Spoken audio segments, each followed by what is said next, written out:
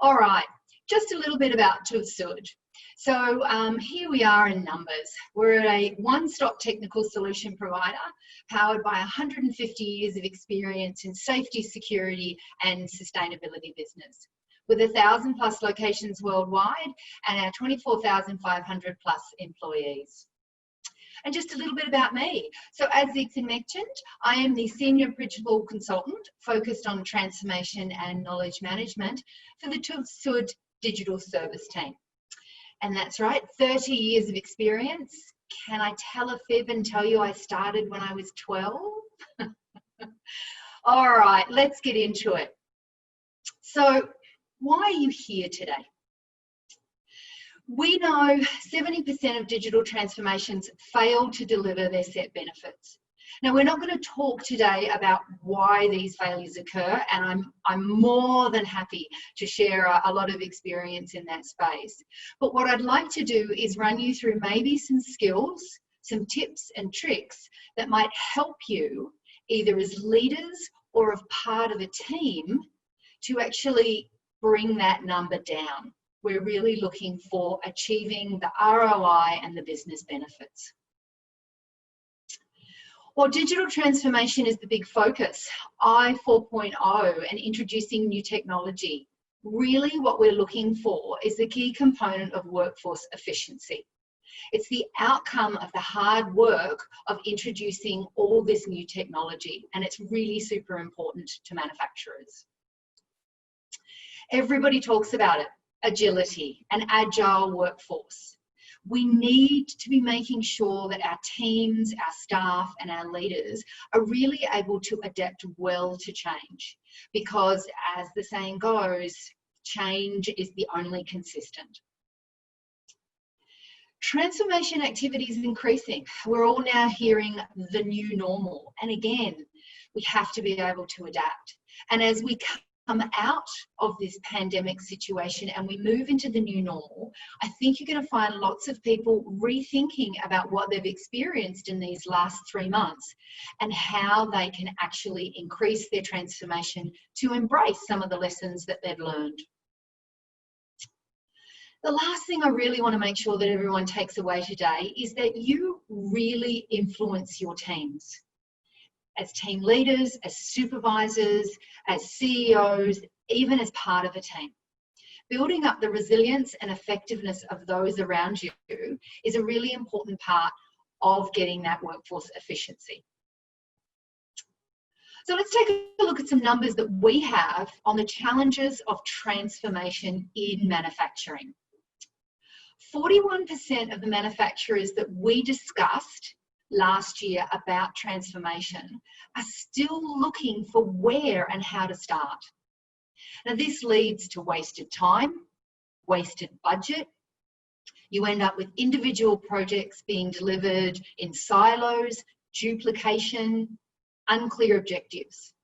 And ultimately what we see is this lack of a holistic, integrated objective around what you're actually trying to achieve with your I4.0 technology. 23% said they're not able to quantify the business impact of even investing in I4.0 solutions. Again, this leads to procrastination. If you can't work out where your best return on investment is, it's pretty difficult to go forward with your strategy. Ultimately, this can lead to losing market share and competitiveness in the long term. 19% said they're facing the constraints of legacy systems. Now, whether this is trying to introduce new technology on top of and connecting with legacy systems, or whether you're trying to replace legacy systems. How many times in a project have we heard, but I want like for like. I want what I had yesterday in my new cool technology. It makes it incredibly hard to move people forward. Again, this leads to procrastination on decisions. It can really inhibit your productivity gains. And if you find yourself running legacy systems with new systems, you are going to end up with those higher maintenance costs. Finally, 17% said they lacked full visibility of the shop front where they are at the moment. Obviously, this leads to lack of clear control It means a large number of your operations could have quality issues, lack of speed, flexibility, agility. Not great. So we know there are challenges with starting any transformation. So as a business, what is it that you're actually trying to achieve with your I 4.0 digital transformation? So what we're looking at is, how do we move a traditional company into a more agile business? So what you see here is a traditional company facing unplanned events, or even just dealing with the day-to-day. What we see is time is taken in insights, analysis, decision-making, actions. We can sometimes get ourselves into what they call analysis paralysis. Not great. So what we're looking for is, with an agile company, a company that has introduced I 4.0 technology, and you can see some of these drivers on the right-hand side, increasing your productivity. So what we're looking at is, productivity improvements are difficult when your employees still have to do a whole lot of tasks manually, if they're relying on paper or spreadsheets to track inventories. So introducing those new technologies and creating an agile company with the drivers of I 4.0 are really important. As you can see, the sooner we're able to make decisions and actions, the more benefits we're able to generate and the more productive our workforce. Employee productivity is crucial to the success of these changes. And you know, employees want to be productive, but organisations often get in the way.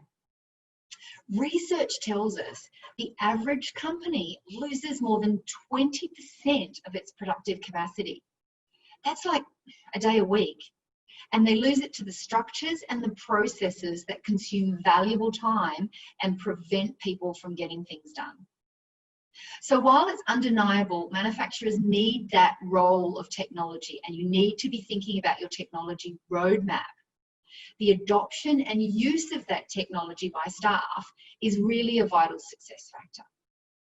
And did you know, again, research tells us that the best companies can be 40% more productive than the rest. And this is a virtuous cycle. You get workforce efficiency, that's the ability to work quickly, seamlessly, and cohesively. This further supports agility in your organisation, increases efficiency, and that saves both time and money. So it's really important that we look at the combination of technology, people, and process. Now let's look at the different areas of the workforce that can be impacted by automation. Digitalisation will reduce the share of routine transactional activities. It enables employees to focus on value-adding tasks. But to make sure we use this capacity and this capability, employees will need to develop new skills and become more digitally fluent. So we need to look at reskilling.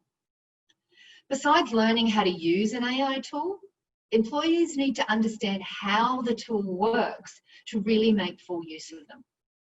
Also, we have to think about people will need to adjust to the new reality, one in which AI, automation, technology is more capable of analysing complex, multifaceted problems than they are.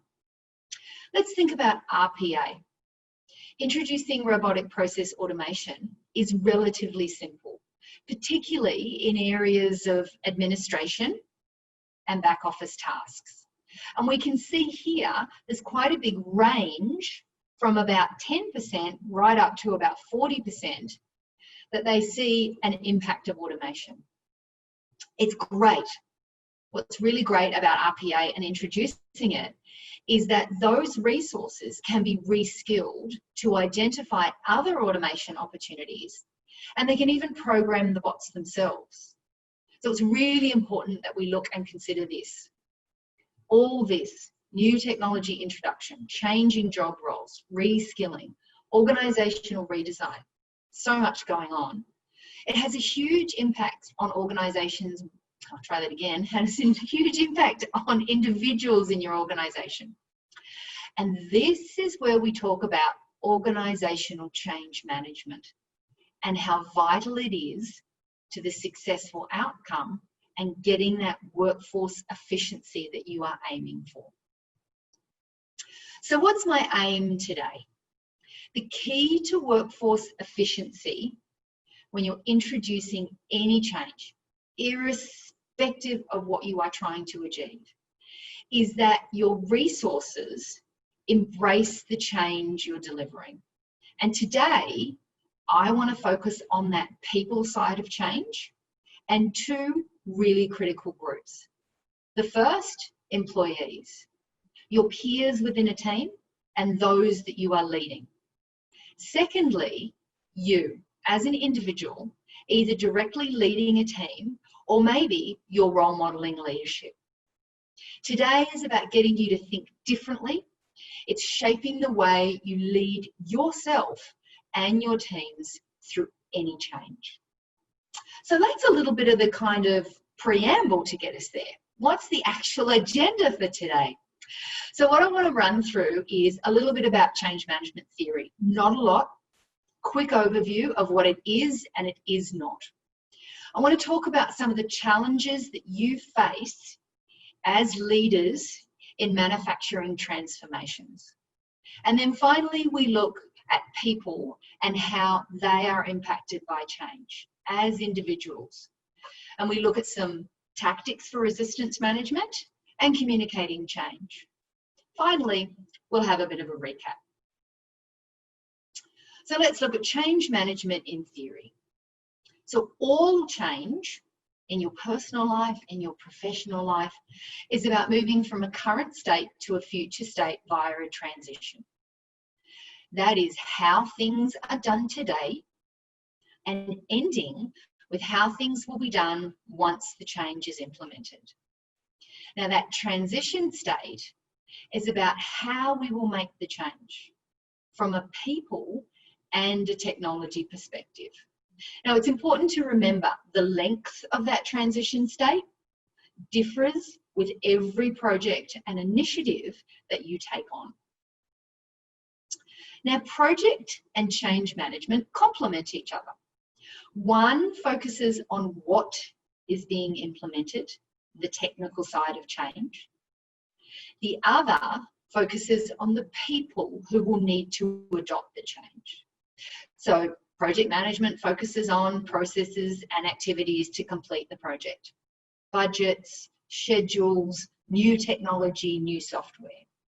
Change management focuses on the people affected by those projects or any other change within an organisation. So it really is the process, tools and techniques to manage the people side of change so that you can actually realise the business benefits that your project is charged with. I love this slide, and anyone who's ever experienced change management will be nodding right now at me. A change manager is about developing an appropriate change plan based on the analysis of the change. What they do is they help managers implement the necessary changes. They're trying to work to minimise disruption to staff and the work.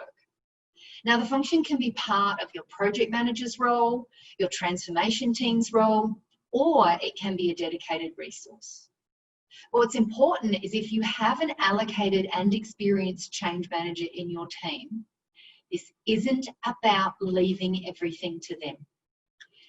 Everyone has a role to play when it comes to successful change. Here's just one example. Employees are 9 times more likely to accept a change if their direct manager or supervisor tells them about it. And the plan needs more than just training and comms. While vital to a successful change, so much more is required to ensure that your staff really do embrace, adopt, and utilise that new technology.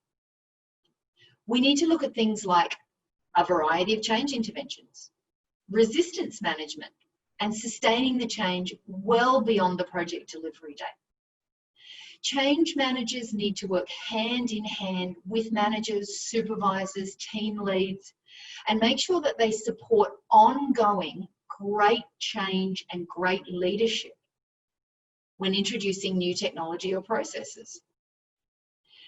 They need to really consider the overall management and really focus on supporting that. But also remember, these team leads, these supervisors, and these managers, they're going through the change themselves. So let's take a look at some challenges about leading when you are looking at actually introducing a change. So how's change delivered while your team is focused on running the business and changing the business? Yeah? And that's what you are often asked to do. And in this instance, what we need to do is focus on your transformation structure, your transformation and organisational change management governance. Do you second resources away from their day job, gaining that vital hands-on knowledge to support the change? Do you split a resource's accountability, reduce their business as usual work, and give them the transformation at a percentage? Or like most organisations, do you add this digital transformation on top of the day-to-day running of their business? Now, irrespective of which option you choose, you and your teams are being charged with creating this game-changing experience. It's really vital you understand how you are going to plan and make sure that you're clear on achieving this. Now I want to take a look at what are some of the real life challenges that we face day to day or introducing a change into our organisation. The obvious one, the first one up, COVID-19. It's impacting every aspect of people's lives right now. Leaders are being asked to step up, make decisions faster with less information, rapidly reprioritise, innovate in digital channels, adjust the working environment to ensure the health and safety of staff, vendors, customers. This is impacting our current day-to-day, and the legacy left behind from the experience is actually going to impact us a long time into the future, and we need to consider it as we go forward. How do you identify the right people to ensure your successful reskilling? Do you reskill? Do you need to look at redeploying resources? Evaluating current skills and knowledge, the mindset, the attitude, removing any bias you have on this selection, considering career platforms. Think about this. 15% of most companies are your star players. What are you doing with them? How do you recognise them? How do you make sure that they are in your business critical roles? And really important, are you being objective about locating those star players and really nurturing them? The obvious project challenge. Few projects run perfectly smoothly. You've got scope changes that are needed, and you have timelines that need to be adjusted. And all of this creates challenges and pressure. We're all aware of them. The internal politics that impact the culture and performance of an organisation or even a department. This, and when there's a change of leadership, can really impact the way the team change, the way that they view the change, and even the way that they embrace it. Change fatigue is a really big issue right now, right? So change, the unknown current situation, what the future holds for each of us, it can create anxiety and stress, mental, emotional, and even physical impacts to ourselves and those around us. But frankly, even under business as usual circumstances. The fast-paced nature of change and the sheer amount of change often going on within a company can absolutely be exhausting. Lastly, the challenge of introducing new technology can seem insurmountable. Training, organisational and process redesign, workforce reductions, reskilling, resistance, back office and shop floor implications, future support and maintenance of this new technology. The list goes on, and all aspects touch your employees and your leaders.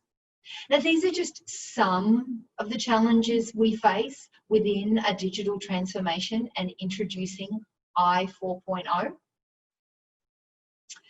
So how do we actually manage in the real world? We need to be realistic.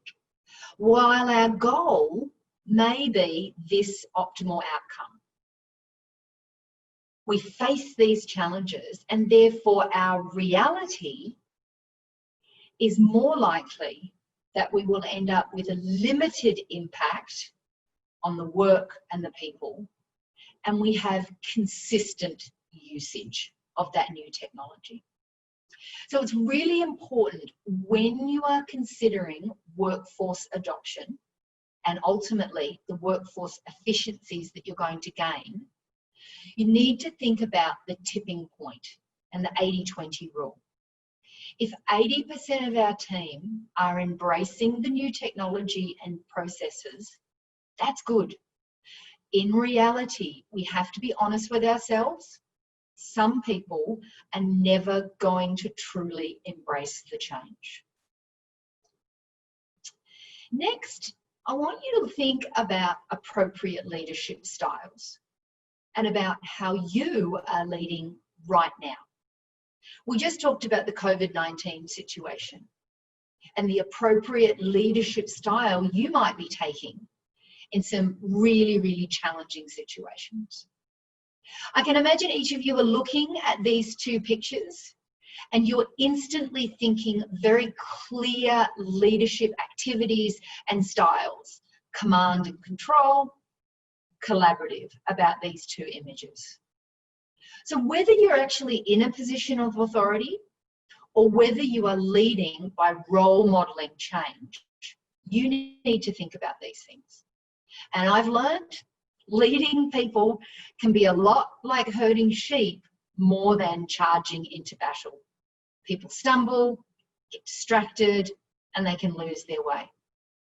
But you really need to think about this. We talk a lot in this day and age about collaborative, consultative, and coaching leadership. And that's great. You absolutely need to have those skills. But when you think about a fire, an emergency, people's health and safety, what we really want is more of that command and control. We don't want to stand around discussing and agreeing and getting everybody on board in those types of situations. So your leadership style needs to adjust for the people you're leading and the circumstances. So something really important to think about. Next, we're going to take a look at changing people. The people, the individuals, you as an individual, and those people that maybe report into you. Let's look at some really important numbers to consider in a digital transformation and getting the most out of your teams. I know this from personal experience. I know that there are a vast number of studies around the world. Active and visible, it's very important, I repeat that, visible sponsorship of the change is classed as the #1 contributor to a project's success. Super important. 5 to 7 are the number of times a person may have to hear a message before they start to listen. 5 to 7, the number of times a person may have to hear a message before they start to listen. You kind of get the idea. As I said earlier, 9 times That's what employees are more likely to accept a change if their manager or supervisor tells them about it. Now, we know people want to hear strategy, direction, big concepts from their senior leaders. But when it comes to a change, the day-to-day and what impacts me, I want to hear it from the person who actually knows what I do day to day. And it's interesting, we often see this when there's any type of town hall or meeting. The next time you're in this situation and someone announces a change, just watch what goes on. You often find that team members will kind of spin their head and look at their direct supervisor or manager. They're looking for their response. That's super important. Now, I've seen this number varied, but this is the one that we're going with. It's the number of days on average it takes for people to adopt a change. And when I talk about adopting a change, I want you to think about if you learned to drive a car. When you first started driving, I don't know about you, but you were driving along and I had an automatic and I was clutch, gears, indicator, brake, watch for pedestrians, listen to the person talking to me, change gears. It was all so difficult and so hard to think about. Now, I'm driving places and sometimes I can't even remember the streets that I took. It's automatic, it's natural. That's what we ultimately want to get our people to, so that they get that true efficiency and benefit from the technology we introduce. We need to consider all of these aspects in our change management plan and when we think about our communication plan. Any change we ask people to make will create a certain amount of fear, uncertainty, and doubt, or what we call the FUD factor. The level of FUD is dependent on a number of different things: the type and the size of the change, and the individual people involved. So projects are going to impact processes, systems, tools, job roles, organisational structure, and even more significant changes like workload, sometimes pay, or even the location can change. So in an organisation of your type, it's unlikely that each person is just going through one business change at a time. There could be multiple initiatives and projects in play for a team. This can amplify the FUD, and it can also contribute to change fatigue. Something else to consider. We have 3 to 4 times stronger response to negative emotion or stimuli. The brain already has a bias towards negativity. There are 5 times as many threat circuits as reward circuits. So the brain is really easily tipped into threat mode. Just think about this reaction. What if I was to say to you, you need to be on a call with the boss at 9 a.m. tomorrow morning and HR is joining us? I bet very few of you instantly thought, oh wow, something great's going to happen to you. You probably thought, am I in trouble for something or something gone wrong? It's kind of a natural reaction. We also need to remember our brains respond to social threat in much the same way as they respond to physical threats. Just the word change can easily generate a threat response in the brain, as the brain tends to create a feeling of discomfort when it's faced with something new. So during transformations, when you are thinking about what you are introducing into your factories, into your plants, we want to focus on minimizing the danger and maximizing the rewards. Now, people who see themselves as learning, improving, and getting better at something, this provides an intrinsic reward in the brain. Neuroscience tells us things like certainty, safety, autonomy, having options, reputation. So that's how we perceive others to think of us. Self-esteem, fairness, trust. These are all associated with areas of the brain that produce a really strong reaction, either in terms of generating a threat or a reward. So you can understand why high-performing workplaces are really focused on getting people into that reward state. So people have this emotional response to all change. That response varies in type, strength, duration for different people and different changes. With change and that negative emotional response, what we see is this valley of tears, often called the valley of despair. You can expect a decline in productivity and an increase in resistance. Now, with poorly managed change or no change management, you see this blue line. You can expect a bigger impact and it's going to last longer. This productivity dip coincides with the amount of time it takes your employees to adjust to changes in technology and process. Now, as we can see from the orange line, really great change management is about reducing the impact of that decline and minimizing the time spent in the valley of tears. Because there is where you have uncertainty, worry, productivity loss, and you even have the risk of losing valuable resources. Really important to remember, different employees experience the effects of your transformation at different times, depending on what's communicated to them and when. Furthermore, remember the impact of unclear or changing information can be exhausting and disengaging for leaders and teams. So in threat mode, the brain instantly activates its emotional or limbic system out of conscious awareness. And what it says is avoid, avoid, avoid. And resistance is inevitable. We no longer have access to that higher rational part of the brain, which is the prefrontal cortex. It's often called the CEO of your brain, and it's about making sure you do that higher level thinking, analysing, judging, planning.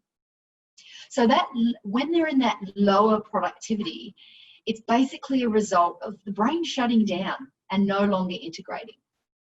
In that valley of tears, employees' brains are much more easily distracted. They have a narrow focus, they have less attentional ability, and they rely on old habits. Decisions become automatic. The only thing the brain wants is a solution and safety. So, how do we manage resistance and focus on rewards? There are some not so obvious psychological and social reward factors that we need to consider. Predictability, social acceptance, a sense of being right and knowing the answer, opportunities for advancement of social standing, mastery of skills and novelty. And these are the things you want to consider in your message and when you're thinking about resistance management. So what you see on your screen are some of the tactics we use when faced with resistance during a project delivery. This is about encouraging your team to want to minimize that threat response and look for maximizing the rewards, particularly the intrinsic rewards. What's in it for me? The WIFM. We need our people to feel confident and competent in the face of new technology and change. Now, we all know that communication is important. Hopefully, we understand the value of clear, timely, and accurate communication. I want you to think about what you need to communicate around your digital transformation and what challenges you face when you're communicating changes to your team. So one of the worst mistakes that managers can make during times of change is failing to be transparent. Team loyalty disappears quickly when employees feel like their manager isn't being honest with them. So it's important you focus on these areas as you communicate. What is changing? What's going to happen? What's the nature of the change? Really important. Why the change is being made. And sometimes this is a really incredibly hard message to articulate because there's a lot of emotional stuff attached, particularly if it is about downsizing the workforce, particularly if it's about things that are going to trigger resistance in your people. What's the timeline? When are they going to know what's going to happen? Again, you can be restricted on how much you can share. So make sure you tell them when you're going to be able to share more information. Impacts. If you can, the direct effect the change has on your team is a great thing to be able to share. And finally, if you are a leader and you are responsible for people, try to make sure you focus on the impact the change has on the individual's daily work. Now, you may not have that up front. It may be as you progress through the project, you get more details and you can focus on this stuff. So let's take a look at communicating change. It isn't easy. So I want to look at some challenges that we face when we're trying to communicate the change and give you some tactics to help. It isn't clear what's changing or why. Now, this can make you feel unable to provide answers. You can't allay your staff's fear, and quite frankly, it can drive negative rumours. So what can you do? Do your homework. Find out what's driving the change. Ask questions. Find out what the desired outcome is. Get as much information as you can. Don't assume that there's no what's in it for me. All right, just because you might see that this change has an instant negative impact, you really want to make sure that you have all the details. Before you do any change, agree the talking points. What can you share? What can't you share? It's really super important that there are consistent messages between different teams because they are going to talk about it. Really important. Don't guess or share rumours. I have a tip for you. If you hear yourself saying, I think, stop. So if you go, I think we'll know more information next week, you are guessing, and that is a really bad idea. Finally, try to anticipate questions. Sit down and spend a few minutes and think about the questions that your team might have, and if possible, prepare some answers. A big one, and I have had to face this. You are asked to sell a change that you don't believe in. This feels like you don't see the benefits, particularly for you or your team, and you even think it might be detrimental to your role or your team. So what can you do to handle this? Complain up, not down. I know it's really easy to get with your team and go, this is terrible, this is, oh yes, they've tried this before, it's never going to work. But you really need to take a professional approach. You really need to support them through that valley of tears and get them out the other side. So I really ask you, make a personal choice to just support the change. Get on board with it before you discuss it with your team. Getting involved is a great way to get early engagement. This is where you can possibly influence and guide the solution, and you certainly can be more prepared when it comes along. Get ready to manage that resistance. Make sure you're clear on what the areas and anticipate where your team might have concerns and prepare some tactics for that. A really big one. How often have we all been involved in a change and then suddenly there's no one to talk to? Make sure that you're visible. Make sure you let your team know that they can come and talk to you about this change. No time. No time for the change. No time to hit my KPIs. We all get this. This feels like There's too much time spent where you don't know what's going on, and then suddenly you get this really short time frame of notification, and suddenly the launch date is next week. So if there's a lot of change going on, you've got competing priorities. Again, you're trying to run the business and you're trying to change the business. So what can you do? I know this seems obvious, but actually ask, what is the priority? Is this project a priority over actually getting a customer's order? Is that what we're doing? Make sure you're clear. Work with your manager, and if you're managing people, make sure you communicate the priorities to them. Try to manage expectations and set them.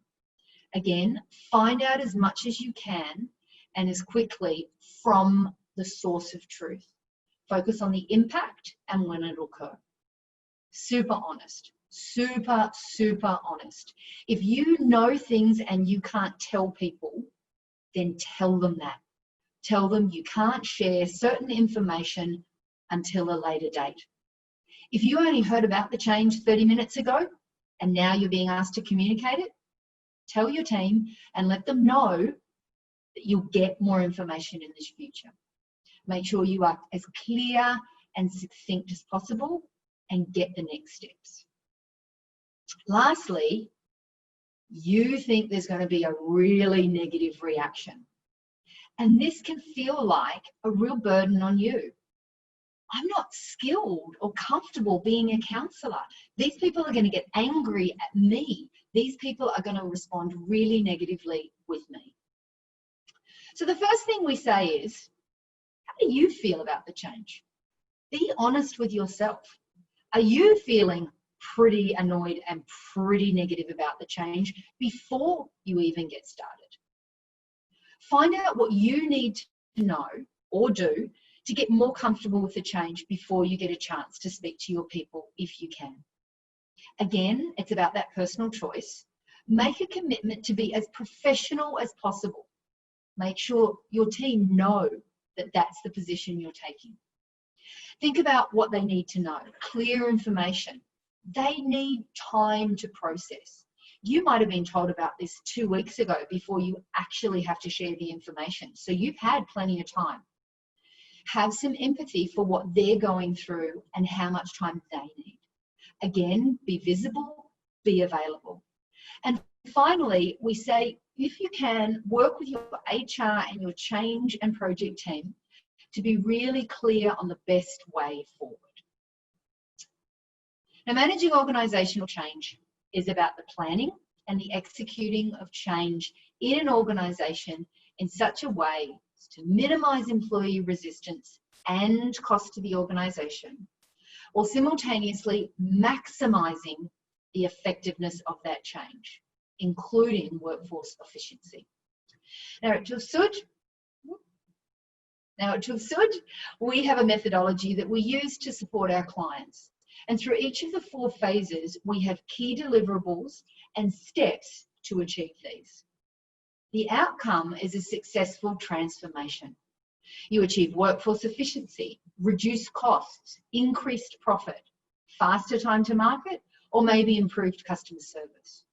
And we apply this methodology for roadmap and business case creation in our project delivery services, and even as a standalone service if you're planning your own digital transformation. So ultimately, success for a digital transformation is driven by adoption. It's reliant on your people buying into and accepting the change, embracing and effectively using that new technology and processes within its Industry 4.0. And that's what leads to your workforce efficiency. We see cost and time savings, an opportunity to develop and grow our teams into new career paths, and ultimately it's about furthering our Industry 4.0 ambitions. So let's recap on what I've discussed. Engaging your team as early as you can and as often as you can is super, super important. Everyone goes through change differently, even you. Resistance is inevitable. It's not bad, It's not wrong. What you need to do is strive to understand it and think about ways that you're going to minimize the impact and get people through that valley of tears. Plan in advance how you're going to support your team. Validate with them what you're feeling, what they're feeling, what they think are the next steps. Take actions and definitely make sure that you measure those actions as you go. Communicate the right message. Focus on the facts. Share what you can share. Be honest and open if you're not able to share more information at this time. And lastly, please remember, organisations don't change. It's the people inside them that do. And you can be a vital part about making that a successful change. So thank you very much for your time. I know I've covered an awful lot and gone slightly over what I had hoped to, but hopefully this has given you some food for thought, and we can move on to some questions.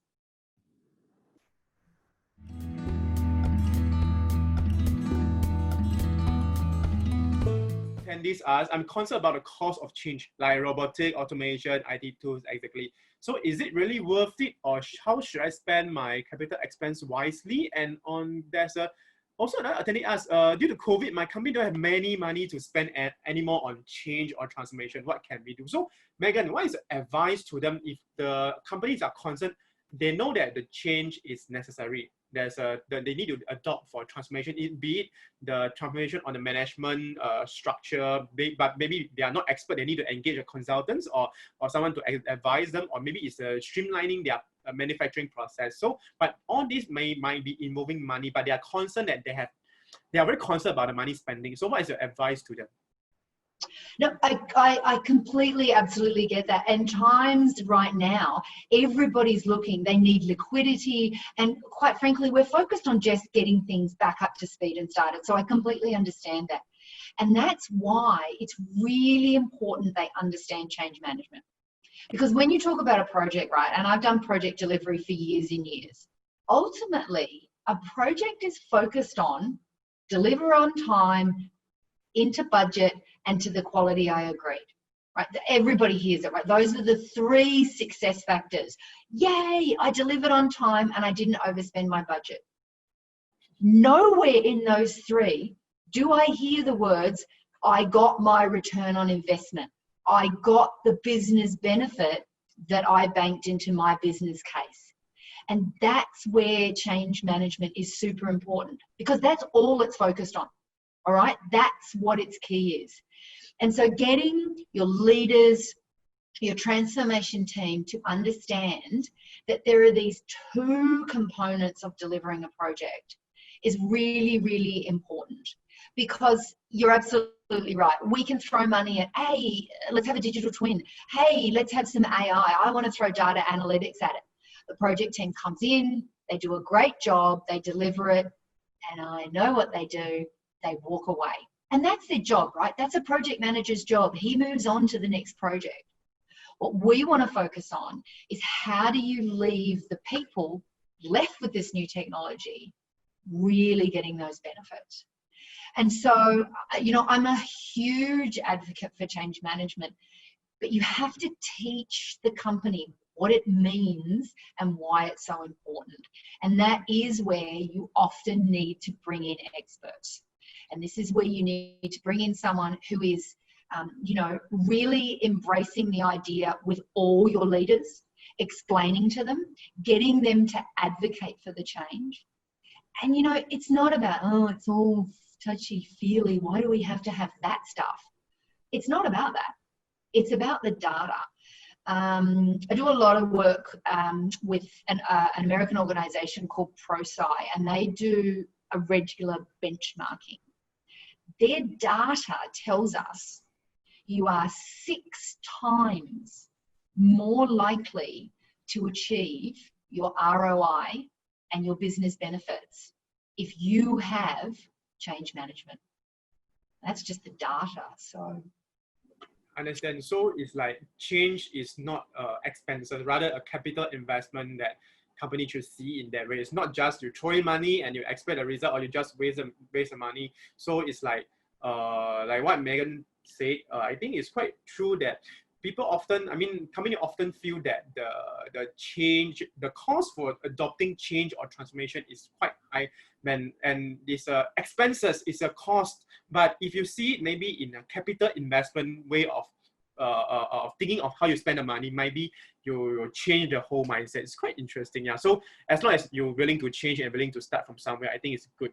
Okay, so thank you, Megan. So I think there's another interesting question. I think this is what we are living in, in Singapore and in most of the developed country, because the aging population. So one attendee say there are different generations and age groups in my company. I find it very difficult to get all of them in line with the transformation and be change. So how should I do? What is the advice to this kind of, to them, like they have wide range of generation and age groups in their company? What is the advice? So first and foremost, please don't stereotype, okay? Remove your bias. Just because someone's of an older generation doesn't necessarily mean they don't tinker with technology and they're a bit of a geek, you know, so they might be prepared to embrace it. So that's my first absolute advice to you. Don't do that. Next, it's about thinking that, yeah, you probably are going to need to communicate different messages to different people, and you are going to need to think about the different resistance that those people are going to take on board. Now, whether it's multi-generational, whether it's experience, whatever it is, always think about getting that message across in different ways. Now, you heard me say 5 to 7 times before people even start listening. So you know what's a really good idea? Do your messaging in a variety of different ways. So some people respond really well to town halls and face-to-face. Some of your older generation are going to be more inclined to want to hear it from senior leaders, okay? Because that's the kind of experience that they have. They want, you know, someone senior and experienced to stand in front of them and say, this is exactly what we're going to do and this is the right thing to do. You might find that videos, different techniques of communication, posters, adopting different ideas is maybe going to work more with the younger generation. Think about that, what's in it for me. One team is going to have a different benefit than another team. So I kind of understand the generational question because it comes up often. Oh, we have to embrace our millennials. They're so important, precious little things. I love them. My daughter is a millennial, and sometimes I'm just surprised what she says to me. You do. You need to have a respect that we are all coming from different places, culturally, age-wise, experience-wise. Even tenure in an organisation can make a real difference. And what I really encourage people to do, find your most resistant. Find the person who always voices, this isn't going to work. I tried it before. You're always going to end up back at the same machinery. We had new things introduced before. Find them. Work with them. First of all, listen. Listen to what they have to tell you, because they might actually give you some advice that will help your project be a success. Secondly, they're going to get a lot of that venting off their chest. I mean, you think about when you're upset, if someone asks you 5 minutes later, you can't get quite as upset about it really. But finally, you can actually say to them, you have some really great ideas about what could go wrong. How can we fix these things? Do you have some ideas on that? That is often your older generation or your longer tenure. So don't just go, oh, they're too hard. It's too hard to listen to someone getting upset at me. Think of it as a gift. Think of it as feedback that is really, really valuable to you. Yeah, I think it's also very interesting when Megan pointed out that actually across different generations, every generation have a different reluctancy of trying to change. So also share with, all of you guys, one thing that when people when we grew older, we feel that there's nostalgic, we feel that the new music is not good for us. Actually, there's a study saying why we feel that our time, the music for our time is better. It's kind of like protective to yourself, like what Megan shared just now. social threaten is just similar to physical threatening. So if you feel that if your company, your old generation of the workers, those experienced ones, they are reluctant to change, so probably it's that they don't want. Maybe it's a very unconsciously self-protecting themselves. They are unconsciously scared that they are out of the trend and they'll be out of job. It's an untold thing. So company need to spend more time to convince them. So that's why there's a stereotype that people feel that our older generation in the workforce might not tend to change. But if you spend more time to convince them, tell them that it's in line, it's a whole company direction, and what is a good and pros reason with them, I believe there's a possible to change together. So don't blame them just why you don't want to change. There's a reason behind it. We need to find out. It's quite interesting. So yeah, thank you, Megan, for that. So we move to the company culture. It's very interesting because there's two participants asked if the senior management are not for change but focus on driving profitability, what can be done? And also another participant also asked, most companies, especially contract manufacturer, are concerned about profitability. Anything that requires additional cost is not welcome. So it's come back to the profitability. So if the management, how should they, if they are more focused on profitability and feel that the change not that important, so what is your suggestion for and advice to them? Data. Use the data. And everything is there that tells you. You know, it's kind of like most senior people have had an experience where they've spent hundreds of thousands, sometimes millions of dollars, and nobody uses the new tool. Or they use it, but they use it in the wrong way. You know, it's kind of like when I'm doing my training, I often talk about using a hammer to put a screw in the wall. Sure, it's going to work, but it's not the right tool. But if I've always used a hammer, I always want to use a hammer, right? And so you need to give them the facts. Spending $1 million on a project has absolutely nothing to do with profitability. Nothing whatsoever. You can spend $1 million and end up with a paperweight. What you want to talk to them about is, what is your business case? Why are you spending $1 million? How much profit do you plan to make in 2 years, 3 years, or 5 years? Okay. What needs to be done to make the profit? Not what needs to be done to spend the $1 million. Anyone can do that. I mean, I could spend $1 million, right? What needs to be, and this is what you really need to focus on. You really need to be in front of your top management and saying, it's great, that's what it's going to cost us. What are we going to make out of it? What do we need to do in order to really focus on that?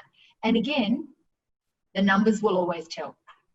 And, you know, often your commercial team or your finance team will be like, okay, so we're going to reduce overheads by 5% and we're going to, you know, increase workforce efficiency by 10%. How? How? What process have you documented now, and what process are you going to use that is going to be 20% more efficient when you introduce this change? Give them the facts and data. Before you start talking about organizational change management and, you know, the valley of despair, that comes later. Get their buy-in and shift their focus from what does it cost me to what am I going to make and how do I make that money? And I think most top management actually respond really well to that, because it's what they're supposed to be looking at. It's what their stakeholders and shareholders care about. So that's my advice. Thank you. So I think because I'm seeing another question, so not only the money and profitability is stopping the management. I see another attendee asking, so he said, our management often gives tons of excuses or so-called and reasons for not adopting change or transformation. And some department in their company also reluctant to change and so comfortable with the old and inefficiency way of doing things, such as like manual approval. So what can we do? So because the change can happen from top down, they can also initiate from the middle level and maybe the lower level of the whole structure of a company. So but then just now it's a profitability stopping the management, but now this one is they just give a lot of excuses and a lot of like reasons to when there are maybe middle level of management asking for change, but the top management, top level are reluctant and giving a lot sort of excuse and reasons. What is the advice to maybe those that stuck in between? So there's a couple of things, and I'm always going to tell you use the data, right? At least get that in front of them. But the other thing is that stuff that I talked about today about threat and reward. These people are feeling threatened. Just because I'm senior doesn't mean I don't think you're going to take power away from me. If you stop my team from doing this manual process and you introduce data analytics, I'm going to lose power. I'm not going to be as important. My knowledge is not going to be valuable. And that's what you need to start thinking about. What is going on with these people, and move them away from that threat response to a reward response. And again, it's about, so there's kind of fundamentally two things you're looking at: avoiding threat and getting a reward, right? If you spend so much time trying to avoid the threat, that's all you think about. We really need them to think about, okay, let's find a reward for this. So your team is going to shut down all of this manual stuff and we're going to transfer it over. But what we're going to do is your team is going to be trained in data analytics, and they are going to become our data scientists and specialists. Yep, it's going to take some retraining, and we're going to have to bring in some other experts, but this is how this is going to work. And if that's not the case, just be honest and kind of open about it. Fundamentally, there are two things that cause people to change, ultimately at the very, very, very kind of basic level. You learn so much that you have no choice but to change. The facts and your ability to understand and comprehend what is going on means logic kicks in. You want to avoid a threat, you want to get a reward, and therefore, you know, you're triggered to change. Or you get some type of acknowledgement and reward from doing the change. So you kind of need to be thinking about that sort of dynamic. How do I make this person stop focusing on, well, I want to do it the way that I've always done it because that's right. Show them the data, give them the facts on what it'll do in your business case, and then start to think about what's really going on. What are they really feeling threatened about? Because it's just that simple. Understand. So it's to get people start to think of it, and subsequently the action will come along together with the plan and everything. So it's very interesting because today we are also talking about from the manufacturing industry perspective. So there's attendees asking, so maybe okay, so maybe due to time constraint, maybe we have the last two questions. So the last second one is the attendees say, manufacturing company like us involve heavy manpower and machine usage. We would like to transform further to be more manpower lean and more automation. Where should we start from? Okay, this particularly, or most of the manufacturing company facing. So especially like now, a lot of local factory, they rely heavily on Malaysian worker traveling every day, and they are not, although we have been pushing for manpower lean for many years, but just sometimes that is not very convenient, and now because the situation has changed, the COVID-19 has pushed them to maybe really think of the manpower lean and automation, but they are a bit clueless. So any short advice for them to where should they start from? This is a perfect segue into one of our services at TUV SUD actually. So the first place you have to start is you have to understand where you are now. What cultural issues are going on, where are you from a technology perspective, where are you from a maturity perspective. One of the services that TUV SUD provides, particularly focused on I 4.0, is our SIRI assessment, which was developed in support with EDV. And absolutely get in contact us and we can direct you to that. And it's a fantastic activity where we actually sit and talk about where are you currently. We look at 16 particular dimensions, And it really helps you to understand where you should be focusing going forward. And a component of that also looks at what should you be focusing on in technology, what should you be focusing on in your processes, and what should you be focusing on in your organizational type of activities. And it's kind of really great because the next webinar we have in this series is all about that. So if you're interested in how do you get started, how do you find out where you are currently and get to that point of creating a plan, a roadmap and a business case, our next webinar is a really great opportunity for that. And I think once people are honest about the situation, you know, you have to be really honest, really transparent. This is not about saving face, unfortunately.